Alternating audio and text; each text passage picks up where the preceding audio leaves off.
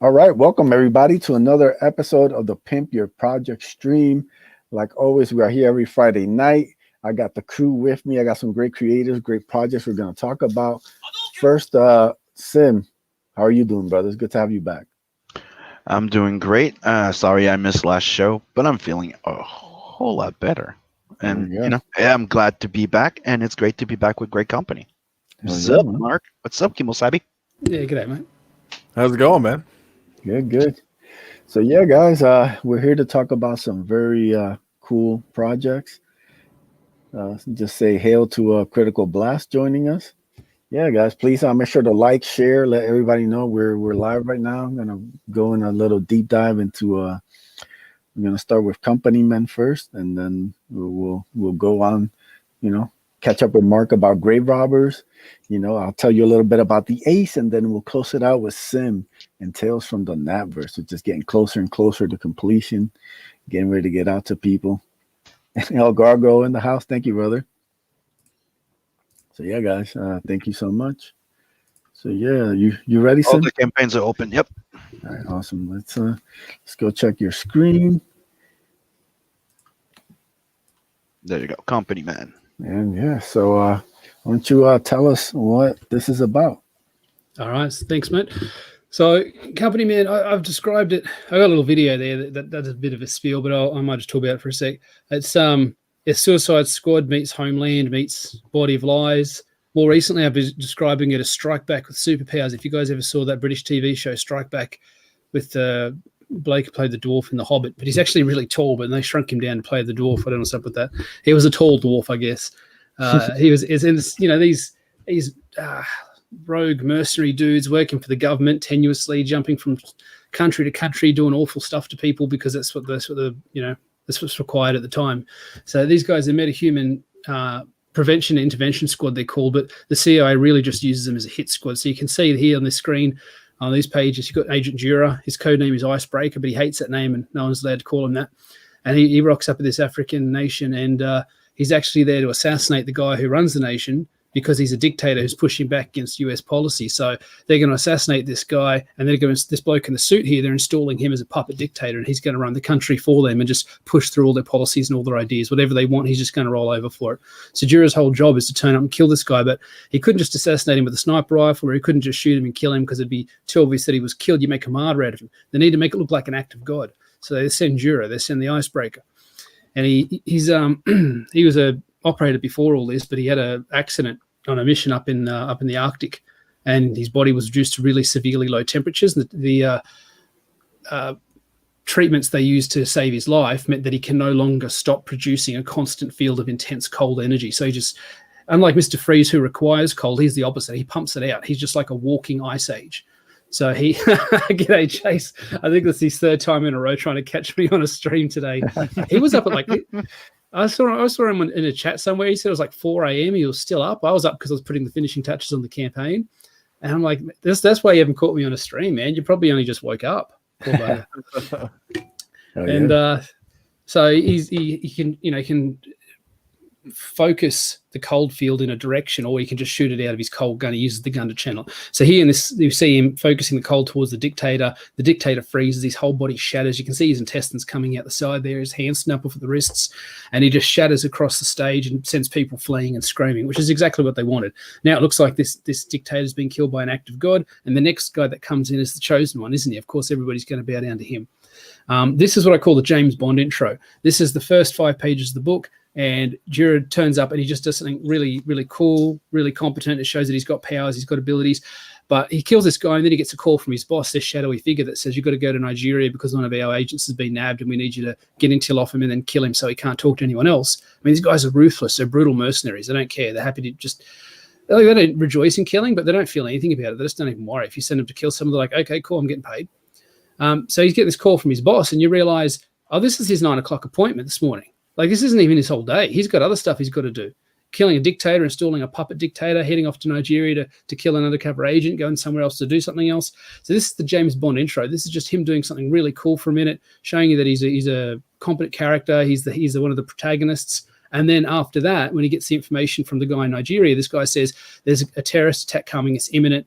It's happening. I don't know when. I don't know exactly where, but it's a big one, and it's so big it's going to draw the US into war. So the company men, this team of superhuman mercenaries, their job is to stop this terrorist attack from happening. Unfortunately, the more they look into it, the more they look into the terrorist cell that's alleged to be performing this attack, the more their own government pushes back on them, and the more that they get themselves in trouble. Eventually, the government just burns them and says, right, we're done with you. We've erased all records of your identity. You've never worked for us. We've never employed you before. We don't know who you are. You're on your own. And now we're coming after you because you've been running around causing trouble in this region. Obviously, you're the person causing the trouble, so we're going to come after you now. So the stakes just keep getting higher and higher. Not only did they've got to stop a terrorist attack to save the lives of all the American troops that would be involved in the war, to save the financial cost, the moral cost of going into war, but they also have to now clear their name and prove their own worth back to the CIA. You might be able to clear your name, but if the CIA buries that evidence, you're still a dead man. So they've got three things they've got to accomplish in a short period of time. Problem is, they're mercenaries. They're just bought and paid for. So the minute things go wrong, some of them start to want to bail. And it's up to the leader to try and hold them together and get them to focus on fulfilling the job they've actually got to do. Yeah, man, that sounds awesome. What kind of inspired all this? A bunch of stuff. It's around. I wrote around 2010, 2011. Like I'm always writing. I've always got scripts. I've always got ideas. I've always got characters and franchises and IPs and stuff. I'm always coming. I come up with stuff quicker than I can write it. I got more IPs. If I did one IP launch a year for the rest of my life, I still wouldn't have enough years left in me to cover everything I want to do. I just got so much stuff. I can't stop coming up with ideas. So it's sort of 2011, 2010. A lot of stuff was happening in the Middle East. It was pretty spicy over there. And I've watched stuff like Homeland, like Body of Lies, like that Strike Back show, stuff that was set in those sort of regions, Metal Gear 5, the Afghanistan levels and the African levels and stuff like that. Just these bleak, backward sort of places where superstition and terror runs riot. And the idea of these well-trained but almost colorful superhero type guys getting dropped into these situations, there's a sort of contrast there that I really liked. So I just had this there's a scene in Homeland where the main female character is getting dragged out of a prison as her informant's yelling, an American soldier has turned and he's gonna bomb someone, he's gonna hurt someone. That's the whole plot for the first season of Homeland. And just that bug of that idea got into my head and I couldn't stop thinking about it. And I thought I want to do something about that. You get told there's an attack coming, but you don't know when, you don't know why. And the whole story is you trying to work out who it is, why they're doing it, and then actually having to stop it yourself. You don't have that information. So in a way, it's like a detective sort of thriller thing where you've got to find out all the clues and work out who's behind it all and who's all the double crosses and the red herrings. But then it's also jam-packed with action because these guys are superheroes. They have got powers and they're really, really violent and they will punch on. And so I ended up writing it, and it was just as Christmas time, it was just pouring down rain. We were out camping. I had just this little tarp over my head and a soggy notepad and a pen. I thought, well, I've got nothing else to do, so I'm going to start writing this idea that's been bumping around in my head for a while. And it just came out. If you guys have done writing at any degree, sometimes it writes itself. Like I didn't have to think about it very hard. Yeah, the next scene, I'd be in a scene. I'm like, I need another character. The team's only got 2 dudes in it. I need a third guy. Then Abbott, the big dude there in the middle, he turned up. And then I need something else to happen. I need someone with utilitarian powers. I thought somebody who could teleport stuff. Then Gates, the dude right at the back, he just turned up exactly fully formed. He had the same green coat. He had the scarf. He had the sandy colored hair. He had the attitude. He's real mercenary and he wasn't really committed. He's just sort of getting paid. These guys just turned up ready to go. And I didn't have to do too much hard work at all. It really just almost wrote itself. The stuff just kept coming in my head and I just kept putting it on the page and it worked. And I refined it time and time again over the years. And then with the COVID and everything, everyone's getting laid off. And the missus said she'd go back to work and I'd stay. She wanted me to stay home with the kids. I said, yeah, that's cool. I'm happy to do that because I wanted a break from work anyway. And she said, well, while I'm earning decent money and you're at home with the kids, why don't you make that comic you've always wanted to make? So here we go. I've spent the last year putting this comic together. And it's 60 pages, full color. It's the first of 3 issues, and all 3 issues go together to make a 180-page story. So if you think of it like a movie being broken up into the 3 acts from the 3-act structure, this is the first act. You get to the point of no return, where the normal world has changed and you realize, okay, I now have this new information and I can't not act on this information, which spurs action in the second act, which is the second book. Yeah, man. When you're talking about it, it reminds me somewhat of 24. Especially with there's going to be an attack and you got to figure out how. I love that stuff. 24 was great. Definitely. I actually grabbed a couple of seasons of that full research for this story. because this is the first of 4 Company Men stories I've written. So stuff like anything like 24 with that sort of CIA spy aesthetic. But I'm talking about like James Bond laser watch spies. I'm talking about Brotherhood of the Rose type, really grimy back alley. Someone shoot you in the liver with a 38 and steal the files from your jacket or whatever. Like low key street level stuff. But then these guys have got superpowers too. Yeah, that's a good mix of kind of combining both. It's a really cool idea. Yeah, so you want to go ahead play that?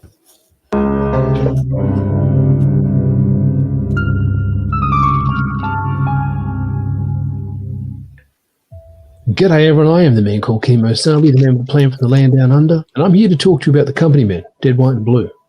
The Company Men, Dead, White and Blue adds the action of Suicide Squad to the intrigue of Homeland and Body of Lies. It's strike back with superpowers. In a world where being superhuman is illegal, they are America's dirty little secret. A CIA-funded prevention and response unit on paper, but in reality, a superhuman hit squad protecting the nation's interests in the Middle East. When they receive information that a terrorist attack is imminent, one that will affect even the United States, they follow every lead in a desperate race against the clock to stop it. At every turn, they are betrayed and attacked by enemy and ally alike, until a final showdown tests their loyalty to their country, their job, and each other. This 60-page full-color book is packed with action and intrigue. It's the first issue in a 3-issue story totaling 180 pages, and the language, violence, and concepts are aimed at an adult audience, with a story that is layered and involved. This story, titled Dead, White and Blue, is the first arc out of 4 stories that tell the complete Company Men saga. All the pencils and inks are completed, and about half the colours and letters are done as well. The remaining colours, letters, and the setup of the digital file is budgeted for separate to this Indiegogo campaign. No matter what happens, this book is being published. Fulfillment is being handled independently by RJ from Critical Blast Logistics. Now, you guys know RJ. He's a stand-up guy with experience in this field, and he's worked hard to minimise international postage, letting us pass those savings on to you. We also have a Clayton Barton exclusive variant cover. This image graces the deluxe edition of the Company Men, Dead, White and Blue, an oversized stuffed to the gills edition filled with concept art, pin-ups, script pages, costume designs, page breakdowns, behind-the-scenes info, and sneak peeks at upcoming Company Men projects. The campaign goes live 6 p.m. Eastern Standard Time on Friday the 19th on Indiegogo. I want to stress again, the success of this book, its ability to be completed, does not rest on this campaign. This campaign is to raise funds for the publishing and distribution of the comic. As we speak, Kelso Mazzine is already hard at work on the first pages of issue 2. You can back this campaign with confidence. And if you think this Aussie accent makes me sound dodgy and you aren't sure if you want to sink some of your hard-earned money into the Company Men, we also have a more inexpensive digital version available in the campaign. But I'm confident once you see how good this book looks, you won't rest until you have a physical copy in your hands. Thanks for having a look at this campaign, thanks for your consideration and support, and I hope you enjoy reading The Company Men, Dead, White and Blue as much as I did writing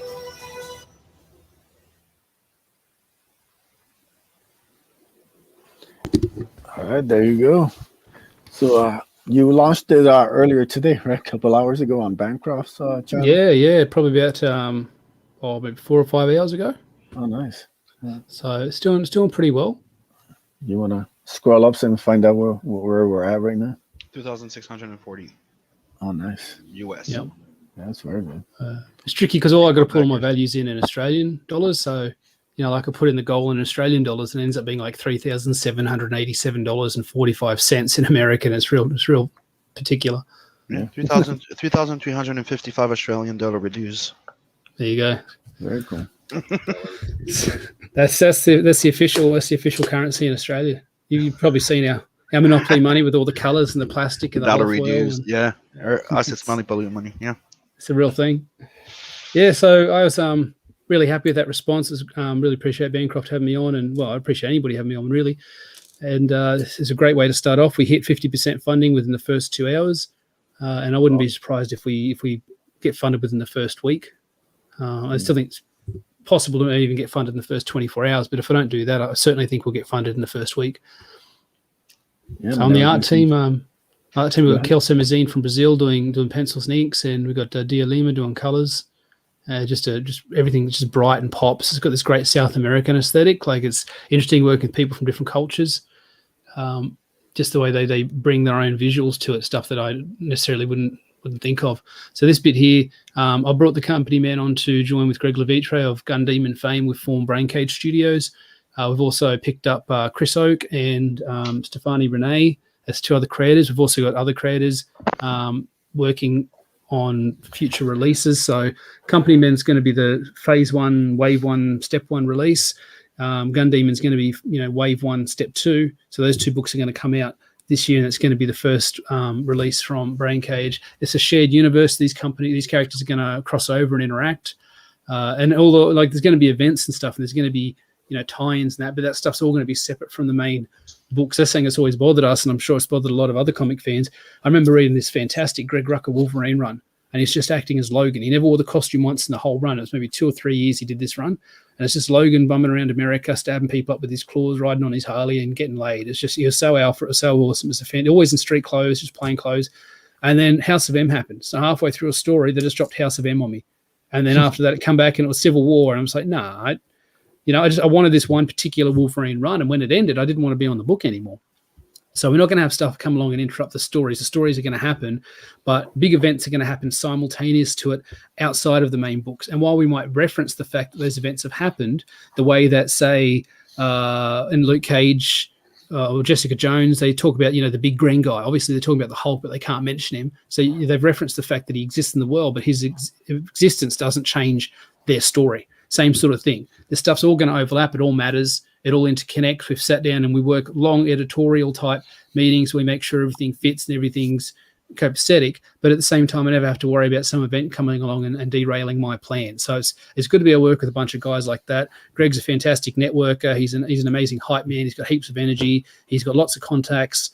I mean, we're talking toys and CCGs and apparel and all sorts of stuff down the road. Like he knows people in every industry, every strata, every walk of life.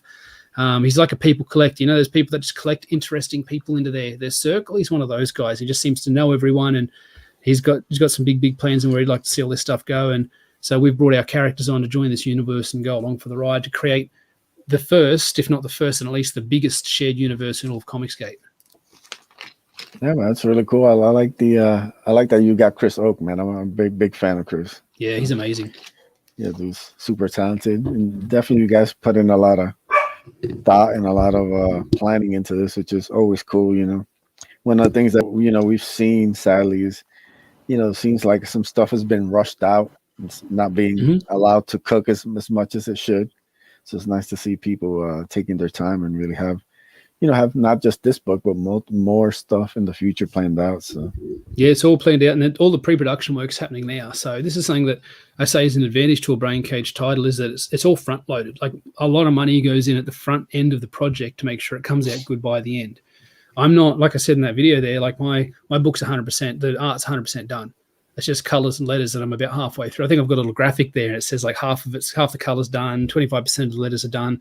But money for that has been set aside separately from the campaign. I've budgeted that with my actual real own money. The campaign money is separate to that altogether. It's going to fund the publishing and the distribution of the book, and then it can be paid forward into other projects as well. Like Kelso, he's already working on issue 2 of this book. He should be sending me the first 5 pages of issue 2 in the next 2 or 3 days, I reckon. So I've already got all that art ready to go. And I think very few people can come to a campaign. It's different if you're the artist. Like if you're the artist and you've got 10 or 5 pages and you're like, I'm going to draw it. Yeah, cool. That's you. You can regulate yourself. You can grind and get it done. But when you're relying on other people to do your art, you're sort of at their mercy a little bit. So I wanted to get ahead of that. I wanted to make sure that I had enough to impress people. Somebody go, if I'm going to give this guy 20, 30, 40 bucks, what's he got for me? Well, I've got for you 60 pages finished. Look at the colors on that pin up there, man. Look at that. Look at the yellows and oranges of Cinder there with his skeleton coming through his flaming body, and look at all the all the blues and the purple at the back. It's just an amazing piece. It's such a fantastic visual. I'm just really, really happy with this project. Yeah, definitely looks good. You want to touch on some tiers and perks and all that good stuff? Yeah, absolutely. So first of all, we've got the deluxe edition. It's got a Clayton Barton cover on it. We've got Corey Barton doing some colors for that. We've got some. That's all in AUD. I can't see the US version. It's 39. There you go. 39 US. So that's 80 pages. So standard book's 60. This is 80. So you're getting nearly 24 more pages of, and that's 60 story pages. So of course there's going to be little bits and pieces. There'll be a couple of pinups in the back. Like you're getting 60 story pages plus those other 5, 6, 7, 8 pages that you tend to get anyway. And this has got, you've got your pages from your script. It's got concept art. It's got Kelso doing breakdowns of the pages. You've got him designing the characters' costumes. You got like my design versus his final design, and the process we went through to get characters looking from how I drew them to how he drew them. Originally, Jiro, the guy with the ice powers, he looked a lot like Major Disaster from DC Comics. I don't know if you know him. He's got like this little tunic and this cowl, and like the old Silver Age Major Disaster. He looked a lot more like that. And Kelso's just like, no, I'm not drawing that. So he made some changes and come back to me with this design with the fur jacket and everything. I'm like, yeah, cool, let's do that. So so you get all the extra stuff there. Plus you get the Clayton Barton cover, which is just an amazing piece of artwork. Underneath that, you got the digital copy. All the physical copies of the book come with a digital copy. So whether you buy the standard edition, the deluxe edition, or the secret edition, you're going to get a digital copy anyway. And somewhere in the thing, it's like, digital 60 pages, DRM, don't pirate me, bro. I know someone's going to chuck it up on Pirate Bay. I can't stop that. If somebody gets it off Pirate Bay or whatever, and then they read it and like, oh, hell, this is actually cool, I want to own this, then job accomplished. Like, I want to get this book in as many hands as possible. Some of the big dogs, they do like that. The collectibles games, like I'll put out one version of my book every month on eBay for a premium price. I don't have a name. I'm nobody. I need to build that name. The way to build that name is to get my comic in other people's hands. So that's why I've gone digital. Not a lot of people do digital, but I can afford to, I guess is what I'm saying. Like I've put the money in, I'm seeing dividends from it. I can afford to, and it's a long-term strategy. So your standard physical edition there, that's got the Kelso Mazine cover, that fantastic piece of work you've seen on Twitter probably 100 times by now. It comes with a digital as well. That's 60 pages, 60 story pages. Underneath that, you got the triple pack. Now, triple pack's got your standard book. It's got your Clayton Barton cover, and it's also got the Renzo Rodriguez secret variant cover. Now, the only way to get that cover previously was to be a signed up backer. So if you signed up for the mailing list, I've been sending you guys some emails, not a lot, but a couple. And amongst there was a link to a secret perk that would take you to buy a copy of the book with the Renzo Rodriguez cover. And I was really happy with that cover. It's got really great planetary energy. Like, if you've read Planetary, and there's a lot of covers them sort of standing as a team. I love that sort of composition. Yeah. As soon as I saw the options he gave me, I'm like, yeah, that's got to be the one, man. That's the one, brother. Make that happen. It's a great piece because it tells a little story, like where the characters stand. Once you know the characters, where they stand, it's all relative to their personalities. And I didn't ask Renzo to do that, and he hasn't read the script, so I don't know how he managed to pick it. But where every single character stands on that cover speaks to who they are as a person and their relationship with the other people on the team. So the fact that he managed to nail that so intrinsically, even maybe accidentally, just blows my mind. Like, the dude's a prodigy. Yeah, man, just talented.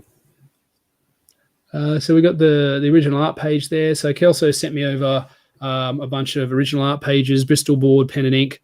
A dozen of them are going to go out as rewards. We're going to do a raffle for people that signed up, posted at my own expense anywhere in the world. So you're going to, if you're one of the 305 people that signed up for the mailing list, you've got a chance of winning one of these pages. But he's also sending me over a dozen more that I'm going to be selling on. And they're all, because it's a 60-page book, if I'm selling 20 or 30 pages of artwork, I can afford to pick the primo ones, the ones with the cool action poses and the battles and the fights. Like Company Men, Dead, White, and Blue ends with a 10-plus page superhero battle at the end of the first book. Like everything comes to a head. All these red herrings and everything, and they get to the point, and then the bad guys get to the point, and there's a clash, and it's a 10-page battle, and there's like a super speed battle happening, and it takes only a second, but it goes over several pages, and then once that's resolved, time unfreezes, and the rest of the teams jump in and start attacking each other. And you've got pages and pages of Abbott punching dudes' heads off, and dudes getting frozen and shattered, and Gates teleporting rebar through dudes' heads or teleporting them up into the sky and letting them drop. Well, he'll create two gateways, and you keep falling through it. And as you keep falling through the two, one into the other, one into the other, one into the other, you gain more momentum. And then he turns them both off. And you've gained momentum like you've been falling from a great, great height, like thousands of miles up. And you just street pizza, man. You hit the ground, you just atomize. Like these guys are bad dudes. They use their powers in clever ways. The science is pretty loose, but it's a lot of fun. Like Gates, he'll teleport the bullets out of your gun, or teleport the gun out of your hand into his hand and shoot you with it, or he'll teleport the bullets out of your gun into your head and you just die silently. You just collapse. Everyone's like, what happened with Steve over there? Why is he dead? You don't know. This dude's a master assassin. Or he'll teleport the brakes out of your car and then teleport them back in after you finish crashing. Or he'll teleport part of your aorta and you just internally bleed to death. Like these brutal, vicious dudes. They're driven, and they're not shy about the violence. There's not so much in this book, because this book is, like I said, it's the first act of the story. So there's a lot of red herring and investigation and building of the world. But the second book, where a lot of the combat kicks off, there's a lot of red in this book. There's a lot of blood. But like I said, the first book's got a 10-page battle at the 10 plus pages at the end anyway. So you're still getting plenty of action. You're still getting like at least a full 6 of the book is an action. And there's other battles, other fights leading up to it. So you get to follow these guys around and just, it's a bit of voyeurism, bit of escapism, because they got impunity. They can do whatever they want. They got that CIA badge. They can just get away with it. There's not a lot of superhumans in this world. Like it's not Marvel Universe. We turn and bump into Daredevil every 5 minutes. Like these guys are pretty far and wide. So, there's not a lot of people that can challenge them. This guy here can put out an ice age just with a blink of an eye. What's somebody going to come up and stab him? How's that going to happen? So it's a lot of fun just watching these guys act like unrepentant pricks, but also be really, really good at their job. That's what I think I like about them is that, they're cruel and they're bullies and they're harsh and they're merciless, but they're competent and they get the job done. Because it sounds rough, but if you've got, it's one of those moral dilemmas, 10,000 people, someone's going to, the floor's going to drop out in the land and volcano will die, or one 5-year-old kid in front of you, and your choice is let the people die or pop the kid in the head. These are the guys that'll pop the kid in the head. Maybe somebody could make that moral choice, but these guys can. These guys are like, no, I got to do it. Like, I'm not happy about it, but somebody's got to do it. And if it's not me, it's someone else. So that's the sort of people that you're looking at there. That might make sense. And just with the perks, I think there's also an original art perk. So there's one there where you pick a character and Kelsey will draw it for you using his style, and he's a fantastic artist. So whoever you want, whether it's somebody from the book, whether it's somebody from regular media, you get pick Cable or Batman or whatever, and he'll draw that character for you, one of a kind and signed. Now all the art perks are shipped separate to the book, because I've got RJ from Critical Blast doing the fulfillment for me within America, and he's just managed to bring the price right down on the postage. Like, you guys will be paying half what you're used to paying to get a book shipped from Australia. We've worked out a great system to get the pricing right down. We've also had a Clayton Barton Carr original art piece print signed, but that's obviously gone already. And there's the cover art there, which is I think I put the price so high because I didn't really want to sell it. Like, it's such a good piece, man. In black and white, it looks so good. I want it right here behind my monitor, right at the wall in front of me, so I can look up and remember this is where it all started. When I'm known, when I've got all these books out, and I've got 20, 30 books out, I've got this library of my own books behind me on the shelf, I can look up and see that cover and know that's where it started. But at the same time, if somebody wants to sling me $1,000 dues for it, it's theirs. There you go. It's a hard price to pay, but I want to get funded. I want to get it made. I don't even want this money to pay for the next book. I want it to pay for another project. I don't want to just sit on the one IP. I've got other stuff to do. Yeah, man. I know how that goes. So, yeah, so guys, so that's Company Man. You can go check it out. Link should be in the description. I know Gargoyle ended up dropping some links in the chat, so you can go check it out. Let's help get this thing funded, so we can get this out to in people's hands. We're at 55 backers now. Here we go. Excellent. Awesome. Yeah, that's cool. That's cool. cool. Yeah, man. You don't know. Like, you launch and you go, I could make 1,000 in a week, or I could make 10,000. I don't know. Like, I don't know, because there's people are positive about your project. Oh, it looks cool, and people retweet your stuff and say, yeah, back Company Man and sign up for Company Man. You think, cool, people are enthused, but you just don't know what that's going to look like when someone's got to actually reach for their wallet. And then there's time zones, there's people who maybe got to wait for the next pay cycle and everything. Like, you got to remember it's a marathon. It's nice to have that big boost at the beginning and impress everybody, and that'll come with time. I reckon there'll be a day when I launch a campaign with the same level stretch goal, and it'll fund in a day or in an hour. Give me 5 years of regularly delivering books, and I think that's what'll be happening. But at this point, I'm just appreciating everybody that's going to give me some of their money and take it's not even a risk, because the art's there, and I've certainly proven I know what it takes to make a good story. And I don't have an agenda. My agenda is to entertain. Like, I want you're going to get to the end of the book and go, those guys are such pricks. I can't believe they did that. That was awful. When is he going to come out with the next issue? I want to know what happens next. Like, that's the draw right there. That's the dream right there. Looking for the next one. Yeah. So, There's a great scene in Taken. I use as reference to this, where he's looking for his daughter. He goes to his French contact's house, and he's sitting there for dinner, and the dude walks in. He's like, Liam Neeson, what are you doing in my house? And he goes, I'm looking for my daughter, and you haven't told me where she is, so you need to tell me where she is, or shit's going to get bad. He's like, look, man, I told you I'm chief of police now. I can't do it. I can't help you out. Liam Neeson pulls his gun out and shoots the dude's wife right in the arm. Now, this dude's wife was serving him green beans a minute before. Oh, Brian, it's so nice to have you at dinner. We haven't seen you for years and years. We were such good friends. Pop, pop, bitch. Like he was driven. He had a goal. He had an agenda. I want my daughter back. I will burn your whole city to the ground until I get my daughter back. I will make it so that you are throwing her at me. You're so desperate to get rid of me. That's what these guys are. These guys are driven. You don't want to be between them and what they're trying to achieve, because they will just steamroll over anyone and anything. Now, think about what sort of thing would have to happen for these guys to rethink that. What sort of events would have to happen in the story for them to decide, I'm going to back off. I'm going to cut out, or I'm going to make a moral stand and do the right thing and maybe be that self-sacrificing hero. Because they call us superheroes, but we know we're not. We know we're assassins in spandex. So what sort of stuff could be going on in the story that's going to make them change that tune? That's the story that we're exploring alongside all this action. Yeah, man, sounds good. All right, yeah. So up next, we're gonna have Grave Robbers. Why don't we start with the trailer for that one first, and then Mark, you can kind of go into what the story's about. Sounds good to me, man. All right.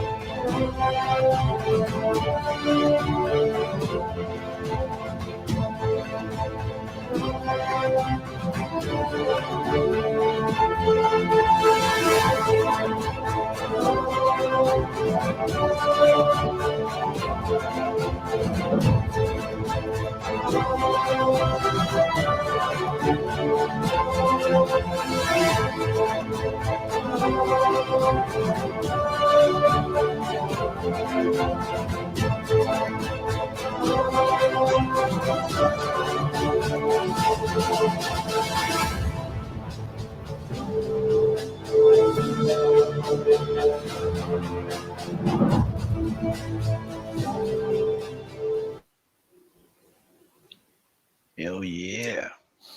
Oh, Yeah, yeah. man. Backer so number Mark, one here. Yeah, I'm there going we to keep go. bragging. I have the fucking bragging rights. Yeah, you definitely Yeah, do, man. Number one backer. Yeah. So Mark, man, why don't you tell everybody what Grave Robbers is about? Grave Robbers is the story of three bounty hunters who hunt things that go bump in the night. Witches, warlocks, demons, vampires, anything that's evil that can't be killed by conventional means. They specialize in putting it down. In Welcome to Hellhole, that is a story about these same guys going into a town called Hellhole, and they butt heads with a demon worshipping cult while trying to cash in on a bounty that they're in the process of getting a hold of. It's 36 pages, all colored. It's a fantastic, bloody, fun mess of blood, gore, booze, and bullets. It's just a badass book, and if you love Sam Raimi, if you love westerns, if you love horror movies, this is the book for you, man. It's a great book, and it's a hell of a lot of fun. A hell of a lot of fun to make. We had a good time putting it together. Oh yeah, man. So yeah, now the book is just crossed the 6,000 mark. It's got 131 backers. Oh yeah. So yeah, man. You wanna talk about what now that you got the 6,000 goal, that unlocked the stretch goal, right? Yeah, that unlocked the skull sticker. The first stretch goal was the $5,000 stretch goal. Once we met that goal, we got the Richard trading card, which was colored by Eugene Bative, but it was drawn by Sim Portier here on the panel. He did a hell of a job. I mean, that's just a badass drawing, badass piece of work, and that's going to come with every book. Super proud to have it as a part of the campaign. It just looks phenomenal. Not only Sim's work on it, but Eugene as well. They did a great job, both of them. I like Fantastic. the watercolor finish that he did to it. Yeah, it looks great, man. Mm-hmm. It's badass. I love the heads. I love the it just looks good, man. I'm a huge fan of this piece of work, and like I said, I'm really proud to put that out with every single book. You buy a book, you get a card. You buy 2 books, you get 2 cards. With the Do what? I'm honored you like it so much. Yeah, man. No, I love the work that you've done. I've seen, you did that piece with with all of the grave robbers and Richard with the werewolf. I was a big fan of that too, and that was what made me want to get you to work on a trading card, man. I think you did a really good job with the characters, and I'll send you the Richard hard just looked one. badass. Hell yeah, man, that'd be awesome. Yeah. The next one was the skull sticker. We've busted through that at 6,000. That one. I'm blown away that it's gotten this far. So that's just a huge thank you to everybody that's backed the book and everybody that's thrown down on the campaign. It's a huge honor to hit not one but two stretch goals.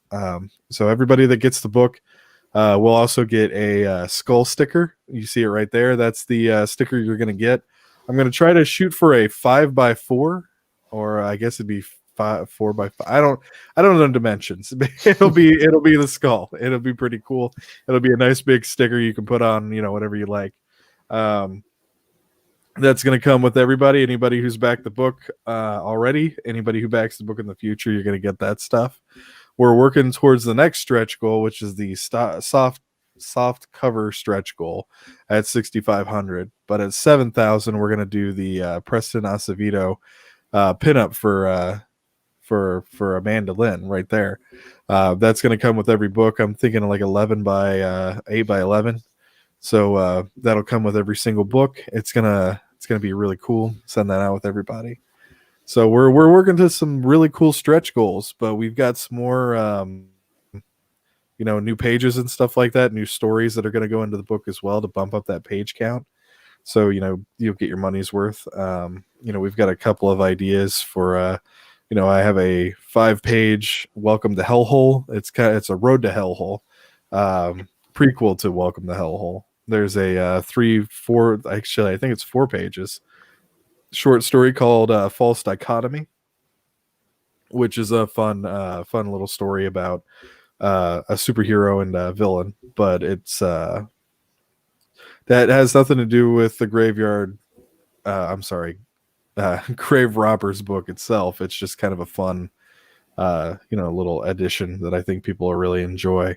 But then the final story will be another 5 pages, which is called Gaunt, Ferryman of Souls, which is about a man who transports souls to the River Styx, which is a Grave Robbers. It's in the Grave Robbers universe. So those are the stretch goals we've got so far. I'm looking at adding some halfway points, like $500 stretch goals in between them to kind of, try to get the maximum amount of stuff to backers' hands. But got some cool stuff on the campaign. What was that one for again? That was for the first 30 days. If you backed in the first 30 days, you got the rotting golem trading card. So if you've backed within the first 30 days, you'll get that with your book as well. Yeah, man. And we're also going to be sick art right there. Hell yeah, man. We've got some new pages that are going to be coming out pretty soon. We're working through it. We're pounding through the pages. It's getting pretty close to, getting it done. They're going to be colored right now. So we'll be definitely releasing some new pages within the next couple of weeks. So definitely keep an eye out for that. We've got some really, really cool stuff that I want to show you guys. I'm really excited for some of the stuff that Passion for Drawing is putting out, man. He's done some phenomenal art on this book. If you've checked out his book Doom Fate, you know that he does some really, really cool stuff. And I think he's really just blown it out of the water with this book, man. He's done some phenomenal pages. So yeah, we also have, I think, 4 original art pages left as well, too. We're going to be putting some of those. Those are out. If you back that tier, we're going to be sending out an email in the next couple of probably the next couple of months. Actually, once we're done with the book, we'll send it out and make sure that you can get your pick of what page you want. It's going to be kind of one first come first serve, but you'll be able to pick out what page you want. They're all going to be action pages. They're all going to be really cool, badass pages with some cool stuff, not just people like talking or, heavy black, heavy inked pages where you can't really see a whole lot. We want you to be able to pick out some really cool pages. But yeah. We also have the $60 head sketch tier, which is a great tier. There's no shipping on that, but it's also an add-on. So if you wanted to get the book, you can get the straight up just the book itself and add on a head sketch, and that'll be shipped out with your book. So yeah, we got a lot of cool stuff on this campaign. So if you want to check retailer pack, 5 right, for 75. Yeah, I forgot about the retailer pack. Yeah, $75 for 5 comics, and that comes with the same shipping as one book. It's all just straight up one shipping fee. So you'll get 5 books for a hell of a lot less than you would if you were to buy 5 individual books. So yeah. Oh yeah, I just want to say hail to the chat. You got Chris in the house. Yeah, Mitchell. You have CG World Order. Hello and welcome, everyone. Yeah, so Chris Oak is in the house. Yodom is in the house. Jason Black in the house. Yeah, so thank you guys. Always cool. Hang out right here on the P.I.M.P stream. Please like, share, subscribe, and help us get to 150. We're close. I think we're at 147. So yeah, man, please share out. We love talking to cool creators right here every Friday on the P.I.M.P stream. We do the movie watch along stream every Sunday. We got a Hellboy 2 coming up this Sunday, same time. So come hang out with us. Oh yeah. Yeah, man. So yeah, man, Grave Robbers looks great, man. Oh, Ryan Cardinal in the house. Hail, brother. What's up, bro? What's up? Yeah, man. A lot of great people in the chat tonight. That's awesome. Yeah, man. It's good to see everybody showing up here. So yeah, man, Grave Robbers looks great. Like I said, the links are in the description. El Gargo threw some in the chat earlier, so you can scroll up and check that out, man. Grave Robbers looks great, so everybody go out and support Mark and everything he's doing with passion. Oh yeah. All right, Sim, you wanna load it up? Yep. Unmuting the video.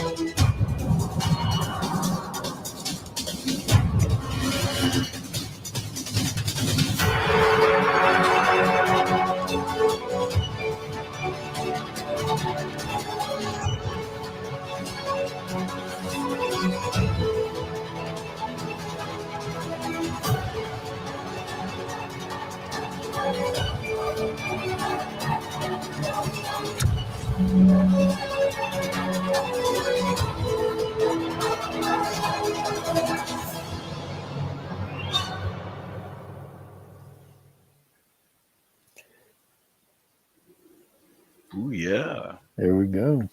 Looking sick. So yeah, guys, the Ace is live on Indiegogo right now. We've gotten over the $4,000 mark, which unlocks the 2 of the 6 a.m. stickers, the Akula and Ace ones, for all backers, which is awesome. News to have. Thank you for the support. Thank you for showing love to this campaign. If you're not familiar with Ace or you're new to the campaign, the Ace is a story of David Diaz, a young man looking for purpose in his life, who one day discovers the remains of a shooting star, and it grants him the ability to transform into an armored being that he calls the Ace. And now, Volume 1 takes place 6 months after he's had the armor when Akula, this bounty hunter from space, shows up at his front door looking to take the armor. And that is the main story and the main idea behind the Ace Volume 1. This is meant to be an ongoing story. This is meant to be, something that we kind of continue to follow. My dream is to put out one of these a year and really kind of be able to tell stories about David, tell stories about the origins of the armor, to, checking out Akula. I think he's got like tons of potential. People really dig the character. So, and then, even Angelique, who's going to be a big part of Volume 2. So I want to really do a lot with these characters. So, getting this funded and hopefully getting it up a little higher, being able to kind of be able to basically pay for the next volume would be kind of like a dream. And we that we got the next stretch goals 4,500, which is the other two 6 a.m. stickers. We have Angelique and then the like red and blue version of the Ace that 6 a.m. did for me. So, we're close to unlocking the big set, man. It'd be dope to have all 4 of these. And, we got some more cool stuff coming as far as the other stretch goals. We have this awesome Kaiju print by Jim O'Reilly. We have a little sexy Angelique print. But already unlocked, it's not just the 2 stickers. We unlocked the Angelique trading card by Doodle Bags, colored by Passion for Drawing. So that's been unlocked for all backers. So yeah, it's gonna be badass. I just finished up writing the little backstory for it. So that's all set up. And yeah, we got some cool stuff on this campaign. Not just the comic book. We also got this Mike McMahon print that was colored by Sim. Really sick, kind of 90s inspired piece. And then we also have the Jam Piece poster there, first ever Jam Piece in Comicsgate, the hardline. You have Joe Ball, you have Sweens, you have Sim, you have Passion for Drawing, you have Brandon Diaz, all coming together to work on one piece. It's going to be 11 by 17 folded poster that we're offering for a limited time. It probably won't pass the 60 days. So you got to get it now before it disappears for good. Colored by Michael Beacon. It's a really beautiful, sick piece. And yeah, man, this is kind of a throwback to those early 90s comics. Darkhawk, Sleepwalker, Death Set 2. Kind of mixing a lot of the wild, fantastic kind of sci-fi elements with some in the end, the story of this young guy who's trying to figure out his purpose in life. We got a sick cover by Donald DeLay and Theo Gonzalez. Main story art by Ibai Gonzalez. You actually get to see Ibai in color, which is rare. It looks sick. We have an epilogue story by Sweens. We have an origin story by How Comics from Lost Pages. A lot of talented artists, a lot of fun, cool stuff coming. And like I said, it's we got a lot even more cool stuff planned in the future. It's just going to be the launching point and really kind of being able to get deep into all of these characters. And you might be even seeing a little 4-page digital something that might be popping up as an exclusive coming from Sim and me and a bunch of other creators. So stay tuned for that. So yeah, man, go check out the Ace. Links in the description, in the chat. Really help us, just spread the word, man. Help us get this going. The higher we can get this going, like I said, the more kind of stuff we can kind of get. We can make Volume 2 even bigger and better. So that's what we're really shooting for, because it's already been paid off. The art's completely finished. Colors are done. Letters are all done. Now it's just about kind of, putting like the little side stuff together, and also waiting for like that first payment from Indiegogo to start placing orders, really. That's why it's kind of the July is about the expected date, because stuff has to clear and then the shipping. So figure about July sounds about right.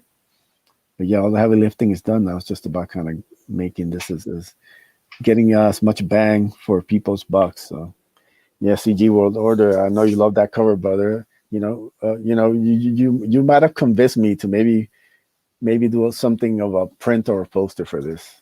Maybe once the hardline Jam Piece disappears, I might have to replace it with something. So we listen to the fans as much as possible. So yeah, that's the Ace Volume 1. Hop on board for the ride. Hell yeah. All right, here we go. Last project, but definitely not the least. We got the very badass Tales from the Natverse. Yep, 80 page of technically entertaining space fantasy, badassery with the most badass intergalactic man of action, Nat, and his friends and foes.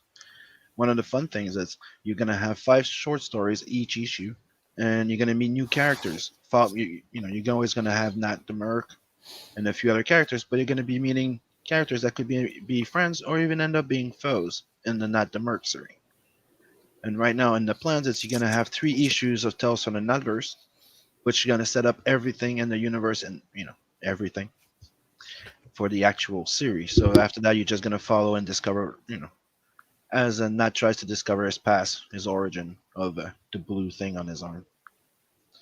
So right now in the first one, you get to meet Elrica, Bob, Nat, Zed, and Rose.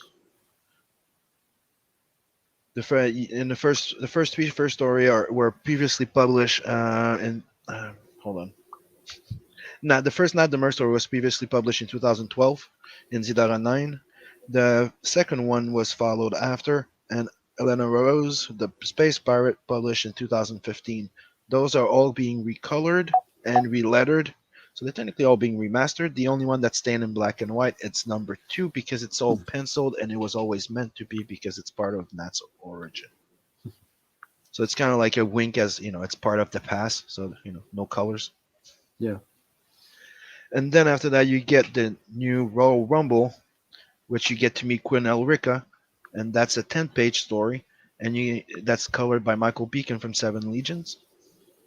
And he did an amazing job. You can see it right here. Here's the cover. Yeah, man, that's sick. Here's the first 3 pages of the story, and it's beautiful. The planet's called Celtonia, so it's a bit Celtic. Yeah. So here are the first 3 pages, and you went Super Saiyan, dude. You just nailed those colors. Definitely. And you're gonna get to meet her. And then after that, you get the Nat and Zed story.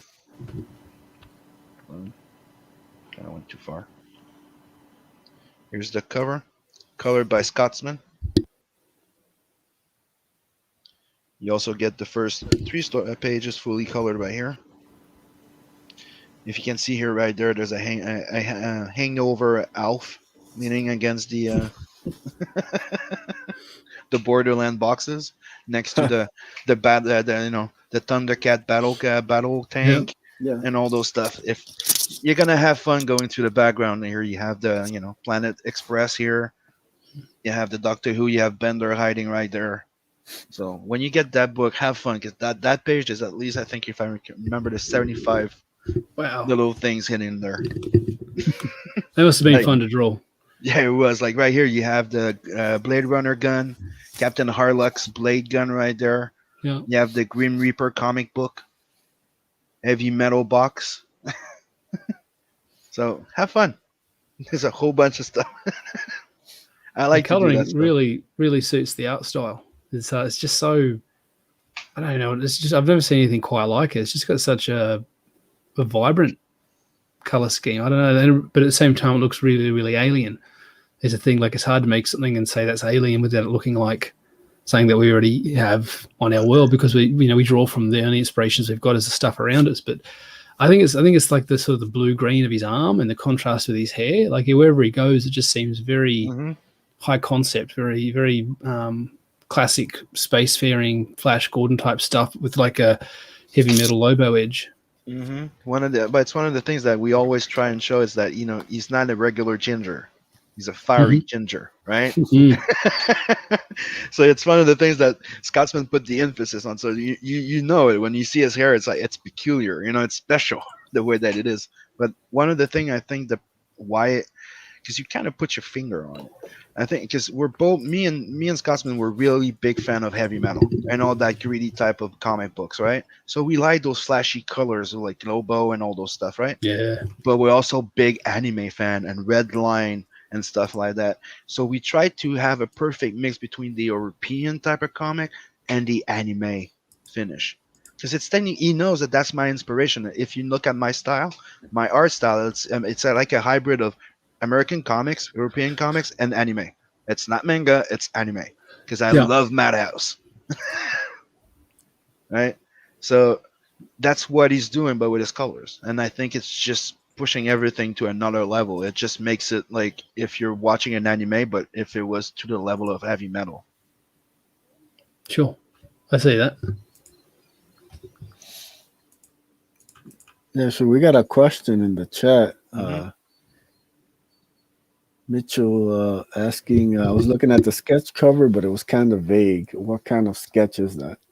Okay, I'll go correct it and try and make it more specific. But the idea is, you don't get a head sketch. You're not getting just a little sketch as if you were getting like a $50 sketch from me. I'm actually sketching you a cover in there.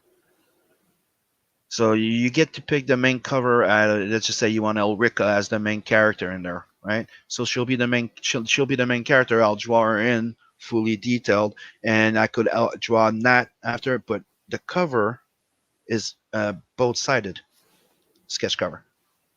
So I'm actually designing you a cover. I'm not just doing you a sketch. You're gonna get a sketch cover. That's why I mean it. I mean sketch cover. So you're getting a bang. You're getting a bang for your buck. You're getting something really nice. Yeah, one of a kind. There we go. Yeah, it's some cool stuff, man. That's awesome. Like I'm not just doing you a sketch. I'm actually drawing you a cover for you. So if you want Nat to be holding Rose's boobs like Janet Jackson, well, it's done. You'll get it. That's what you're that's getting. cool. That's cool. And you're not going to get that level of like granularity. You're not going to be able to say to someone, "Look, I specifically want this." You tend to just get like I'm doing sketch cards, but I'm just going to do whatever character comes into my head and just pop it in the envelope, sort of thing. Like I can't really wait for 300 and something people to get back to me and say this is the character I want. Mm-hmm. So the only thing I say is it has to be a character from the Nadverse, right? Mm-hmm. And no porn. Like I could do boobs and stuff, right? Yeah. Wink, wink, but no porn. Yeah. There's a line. You Yeah. cross it. I get that. But that's pretty much it. You get your custom cover. Yeah, very cool. And soon, Scotsman is working on finishing that one, and it's looking amazing. And when you're going to read the story, you're going to get that those 3 panels here is a hint to a story that's going to be in Tales from the Nadverse 2, which is the first story I ever wrote for Nat Demerck in 2009, which was called Planet 69. That's why you see the little black ball in the sky, 69. And it's something that I lost, and I'm redrawing the entire thing right now. That's what I'm working on. And little glimpse there. And here's the Simon Bisley Nat. Yeah. So that's a nice cool. That's a nice 11 by 17 ink wash that's available on the campaign for 600. That's a steal for original Bisley. And if we reach the 10K, everybody that back a physical book gets a comic book size print on cardstock of that Bisley piece. Those are my 6 a.m. stickers. Right now, the 3 boys are unlocked, and we're trying to unlock the 3 girls at 75,000. And here's a glimpse of the ink spot coloring for the interior back cover, which is a little wink to Lobo. I love the way that you guys are coloring that blue-green arm. It's almost like alien glass or something. It doesn't just look like a plain old cyber arm to me, like a bionic arm. You would laugh, but there's an entire joke. There's an inside joke when we freaking work on it. It's like that arm, like it's metal, it's not metal. But it's blue, but it's not blue. You're saying it's not blue? Yeah, it's not blue, but it's not metal. It's metal, but it's not metal. Exactly, it's not metal, but it's metal. It has to look metal. Yeah, it's a very cool effect.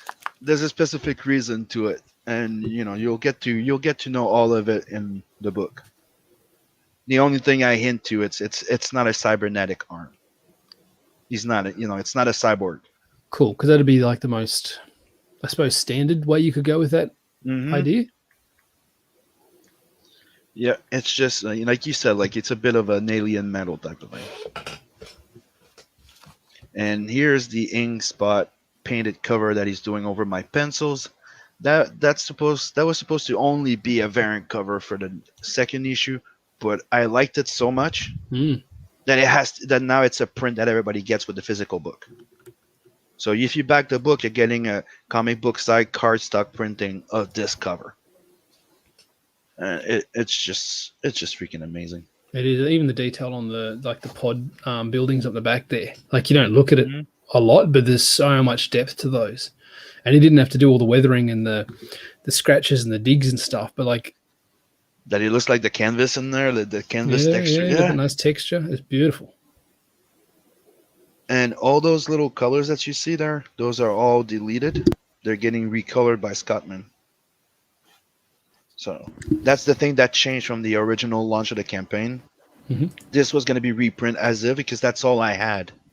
Because the only copies I had left of this was from the old print file that I still had, right? But the thing is, going through an old drive, looking for something entirely different, I found the original the black and white that I still had of all of them.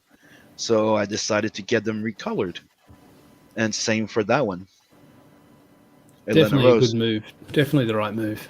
So that's why everything was a bit delayed, but they're all getting recolored. So the book is going to be fully remastered. So it's going to be great. And if you scroll down enough, you get a glimpse of the Not the Mercury. That's already 6 page drawn. You get a glimpse of the future already.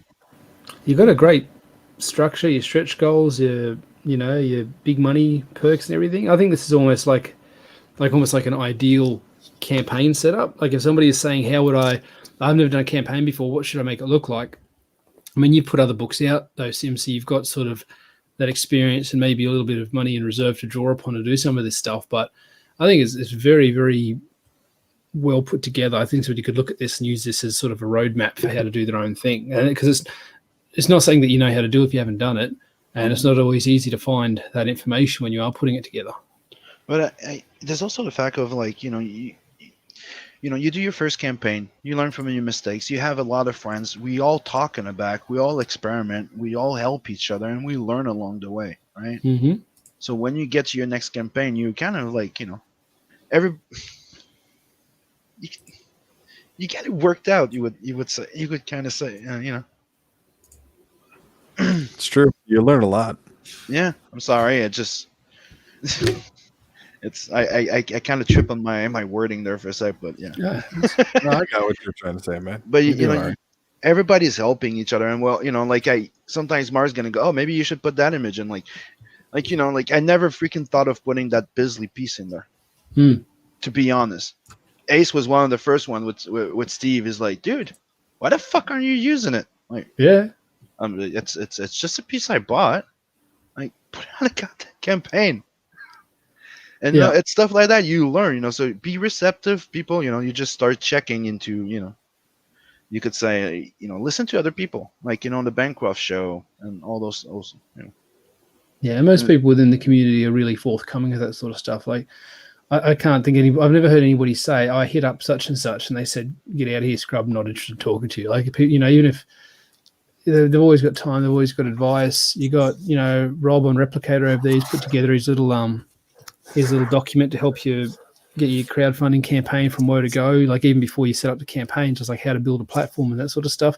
He didn't have to do that, and he's constantly updating. He's always putting out more stuff in that document, keeping it current, changing the information around as trends and fashions change. So yeah, we were talking about this in another stream earlier. I was on a draw stream with Tank Ferret the other day, and this bloke who does a lot of indie work, I suppose, he popped in and he's been quite vocal about how you don't need to be CG to run a crowdfunded campaign, crowdfunded book, or to do an indie book. You can just make your books. You don't have to be CG. Mm-hmm. We're like, yeah, man, nobody's disagreeing with that. But when you are part of CG, you can draw upon this huge network. I know Zach used to always rally against the word community, but it has gone beyond what he imagined and envisioned at first. And now it really has become a community where I feel like I could hit up any of you dudes and say, hey, man, just want to ask you real quick, when you did the such and such, how'd you handle whatever? And you'd be like, yeah, bro, it's just this, and that, and that's where you find it. Yeah, cool, thanks. Like, it's not a big deal. There's access to all this information out there. Who wouldn't help someone? It's like the indie. It's like it became an industry. If it's like, remember, like back in the days, Marvel and DC, they were competitors. Mm. used to meet up every freaking month to do updates on what they were going to do and how they were going to compete to keep the market and the business of comics thriving. Yeah, it's a smart move. How to reach out for more people, how to get more viewers. But other than that, they would compete. It's like a wrestling competition. Do you think they really hate each other all the time? That's right. It's funny how much the psychology of wrestling applies to so much in real life. Working with Greg off Gun Demon and doing the Brain Cage stuff, we've got this collectible card game, like magical sort of thing, but it's called Battlegate. It's like a collectible card game with all these Brain Cage characters in it. We've got all these prototype cards and everything. We're trying different power levels and stuff. And someone said, isn't it going to be like, everyone's just swinging dick, like, oh, my character's the strongest, my character's the strongest. Like, it's not, though. Like, because if you're the same as in a story when you do a crossover, if your character takes a dive to somebody else's, you're putting that character over and it boosts their stock, it boosts their appearance and ability in the eyes of everybody else, and your character doesn't suffer for it. You can always have your turn and come back later on. So, if you can sidestep all that big ego stuff, collaborations can be an amazing way to produce the sort of work that people want to see. Like, we got a lot of people really, really hyped for the Brain Cage stuff because it's going to be the first biggest multi-creator shared universe within Comicsgate. There's, with as many creators as we've got a half a dozen of them all now working on the next 4 or 5 waves of books. That's got people excited. But what Comicsgate has open is like one of the first things we used to often say. It's like it became like it opened the communication between the fan and the creator. So technically, it's like it has become like a 24/7 Comic-Con, you could say, right? But the thing is, you could say that, but I think it has become more of a bullpen at this point. Like we were saying with Vinny one day, it has become a bullpen where you guys have access to our bullpen. We're all working. We're all working on project. We all have projects, that it be writers, that it be artists. And you have access, and we have access to the fans directly. And it's not just a one-sided thing where, hey, cool, the fans have. No, we also have access to you. Meaning we can have your feedback. We have more direct comment of what you like or what you don't like. It's direct feedback. It's like having, people pay good money to have market studies. It reminds me of over here. You got like if you go to Coles or Woolies, which are the 2 biggest chain stores for groceries and stuff, you have like a rewards card. You guys might have some sort of scheme like that over there. So if I go and buy $100 worth of groceries, I scan my card, it loads that $100 worth up on my account, and it's like each $10 is worth like 1 cent or something. But if you back it up, one day you'll turn up and you have $100. Like, oh, I can get my groceries for nothing this week. It doesn't hurt to do it. Someone said, and why are you guys doing this? You're giving hundreds of dollars away, thousands of dollars a day. They said, the amount of market research we get from that card, every time you scan it, we know everything you've bought, when you've bought it, when it was on sale. So if you buy this product more often when it's on sale, or if you an area that's got a higher temperature or a low temperature, like, you can't get that level of market research we get just from giving away a few $1,000s worth of groceries every hour. Like, that's worth so much more than the actual groceries that we give away. Yep. They weren't silly. They knew what they were doing. It's like one of the thing you were saying earlier about the digital copies, dude. It's the same principle. Like, technically, you could be against it. I hate it personally. I don't like it. I can't even get myself to read a comic book that somebody sends me that I want to read on digital. I can't even get myself to read it. Okay, I just can't. I try. I end up like just skipping through it. I try to read it. Sometimes I'll read it in 5 shots. I don't know. I just can't. I just like to have my book. But that said, great marketing tool, right? Yeah. There's a market for it. There's people that prefer it. So me, the first day, dude, my song changed entirely, and I think Ray Ace remembered it. I think that's the moment my song changed. It's when I heard people saying, "Yeah, but I only buy that. That's what I like. I don't buy, and I don't buy physical." I'm like, "Oh well, that just changed the entire thing." No, but to me, that's what it is. It's like, you cannot ignore a market. There's a demand. That person doesn't like it. He likes digital, and that's all he buy. I'm like, well, then I cannot ignore that guy. I cannot ignore that guy, and it has to be more. And again, somebody's like, yo, pirating. I'm sorry. Somebody that likes Ace's books gonna buy Ace's book, and if he really likes it and wants to freaking pirate it, well, it takes him 5 minutes with his freaking PDF maker on his phone.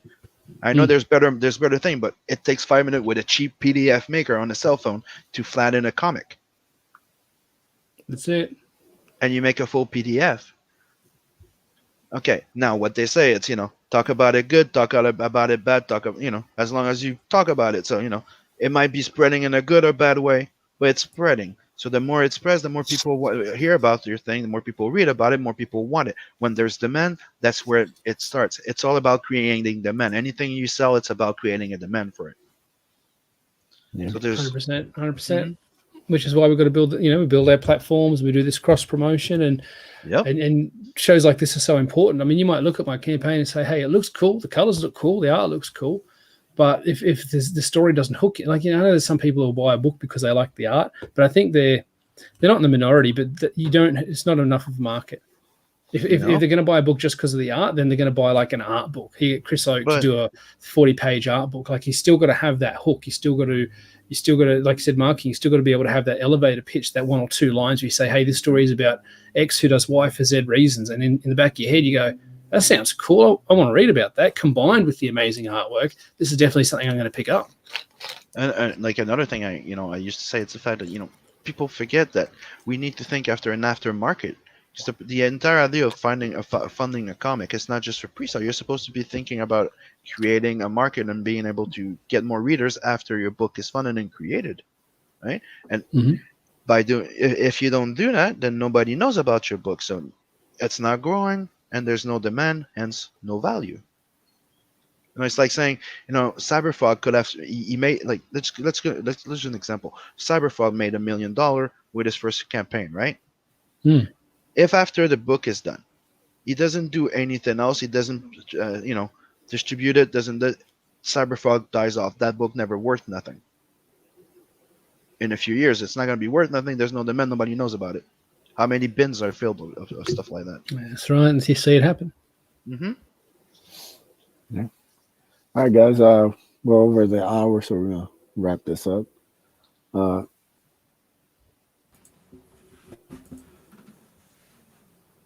Want to finish off with the trailer soon? Yeah, if you want, we could close up and we'll finish up with the trailer. Yeah. Yeah. All right. So let's do that. Yeah. So Mark, where can everybody find you at, brother? Oh, 57 backers, by the way. We went up again. There we Sorry. go. Oh, nice. Nice. Yeah, you can find me on Twitter though at Mark Makes Comics with an X. You can find me on Minds at MF Comics, and you can find me on Redbubble at MF Comics as well. Definitely check out Grave Robbers. We're working towards that 6,500 goal, and we're only $452 away from it. So definitely back Grave Robbers. You get a free sticker and a free trading card.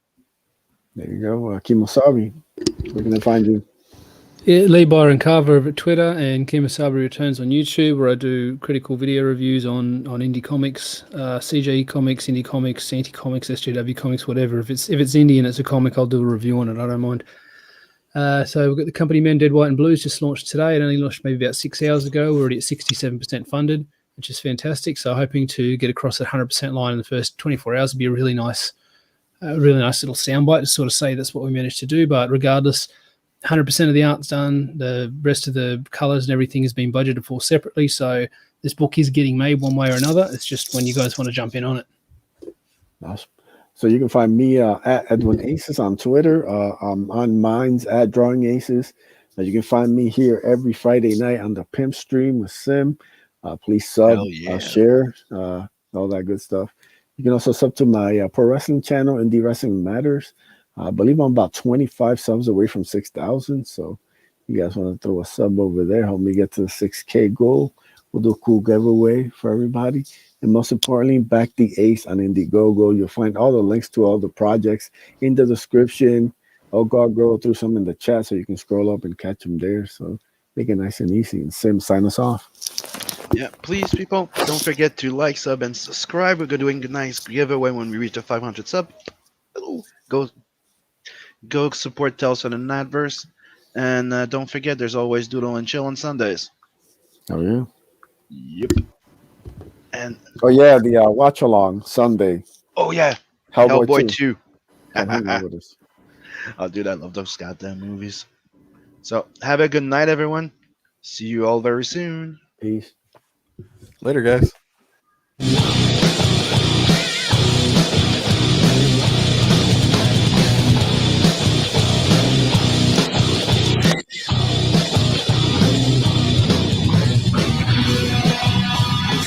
from the Natverse. This ongoing anthology collects short stories introducing characters within the Natverse and are all connected to the main series, Nat the Merc.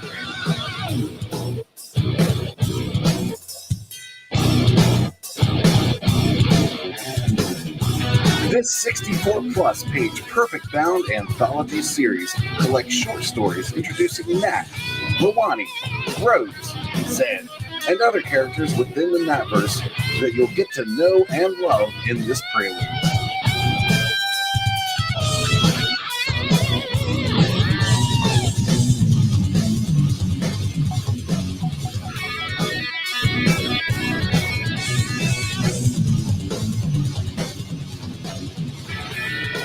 This volume contains 2 previously published Nat stories, as well as the previously published Helena Rose stories, introducing you to those characters. In addition, you'll also be receiving 2 brand new stories by Simon Sim Pautier. Royal Rumble, colored by 7 Legions Michael Beacon. Also, Nat and Zed, colored by Spartan Scotsman of Xenotype. Arm up and fire off into the Natverse.